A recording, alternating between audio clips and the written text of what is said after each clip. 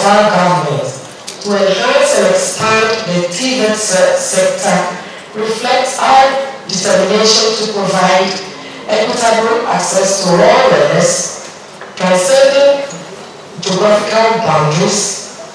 The support of the development partners in the recovery process has also been significant. UNESCO, UNICEF, USAID, World Bank, FCDU, and many others supported the governments in diverse ways with its person and virtual capacity building programs for teachers and learners. We commend the government of Ghana for implementing both ambitious and transformational education reforms, especially the reform on ICT, which seeks to build digital skills for Ghana's learners, wider opportunities for teachers, training and development, and foster efficiencies in our education system. Ghana has implemented one of the most innovative leapfrogging strategies, and that is what is called a double track. The children are going to move from 19th century to 21st century learning environment. And in remote locations, we're going to follow the example of Kenya and begin to build our own science lab and STEM labs at the Ministry of Education, so we can have mobile labs in the remote location where we can put up this building.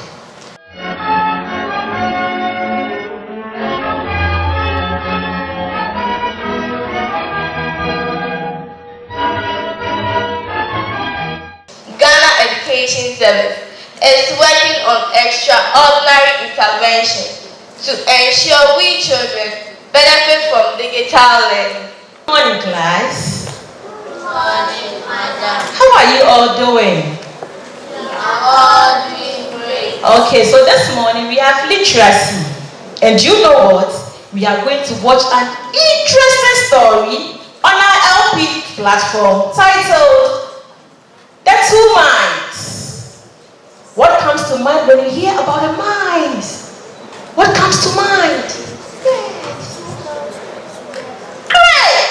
The World Bank aligns with and is committed to the theme and the objective to reimagine Ghana's education system and revitalize national efforts to achieve the Sustainable Development Goal 4, leveraging digital technology. I'm happy to be here today for launching out the Learning Passport. Learning Passport has really helped me. Instead of going for class teacher for your work, I recommend Learning Passport to you. What a better way to launch this program. It's already launched, right? And with recommendation from a student, the end user. So today I'm excited to join your name. Chase Bacha. So I'm joining Tracy today in London. The Learning Passport. Excellent. Congratulations for starting the Learning Passport newly launched by Tracy and the Minister for Education.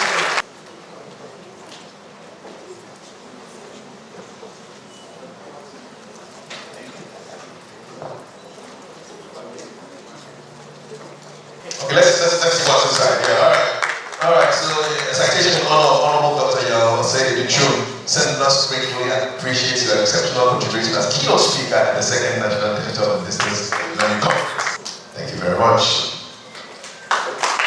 Thank you. Yes.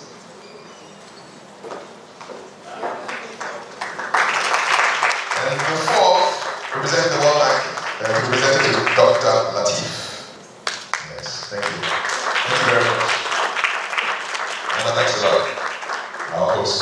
Right, that is good. And I firstly thank you all, and we thank the good God for giving us today.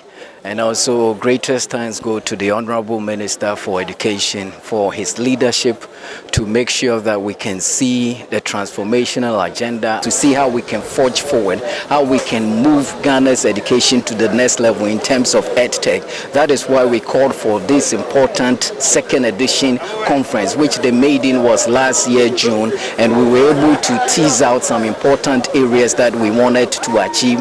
One of them is policy, to make sure we have national policy for the EdTech space. I'm excited to be here on the second day of the second edition of the National Digital and Distance Learning Conference.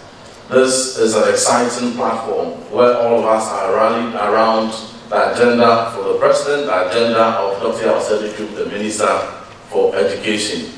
Yesterday, the Minister most eloquently inspired us on the need for Africa to leapfrog inequalities, embracing digital learning.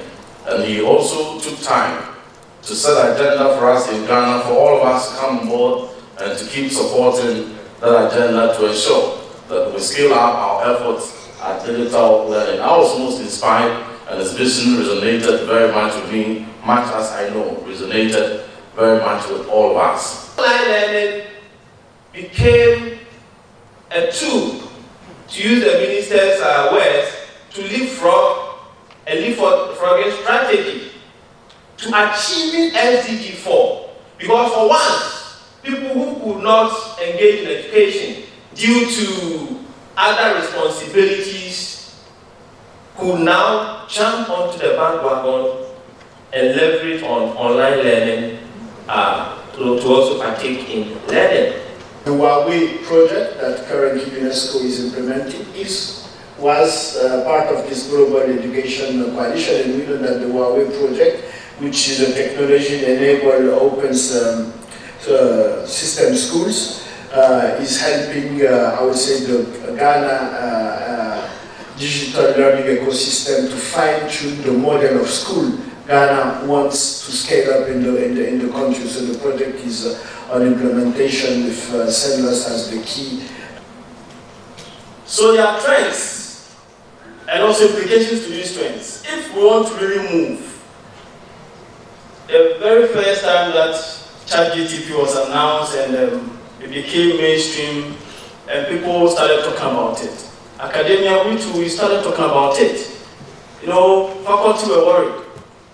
Now when I give my students assignments and they go and use ChatGPT will answer it, he will bring it. Even final year project, they will just tell ChatGPT to write a thesis for them. And it will do it. Just ask it for introduction on a certain topic. It will write. If you are not satisfied, tell it, refine this for me. It will refine it. Keep refining this for me. It will refine it. So by the time you bring it to your lecturer, he runs it in the plagiarism systems and it is not showing. Because ChatGPT has learned from what is there, has refined it in its own terms, and I bet you no one can see it anywhere.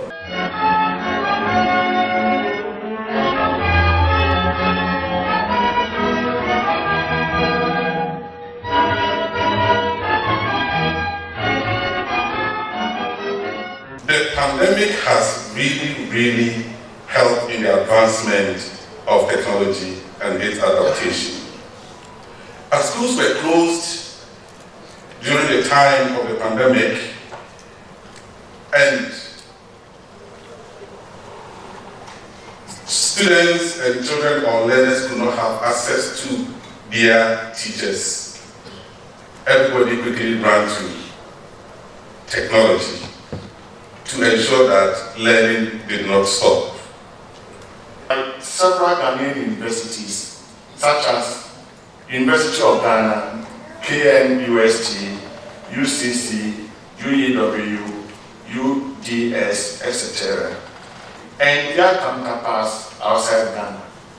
CENDLOS has deployed the iPods for online and the iCampus for offline platforms to aid teaching and learning at the pre-tertiary level.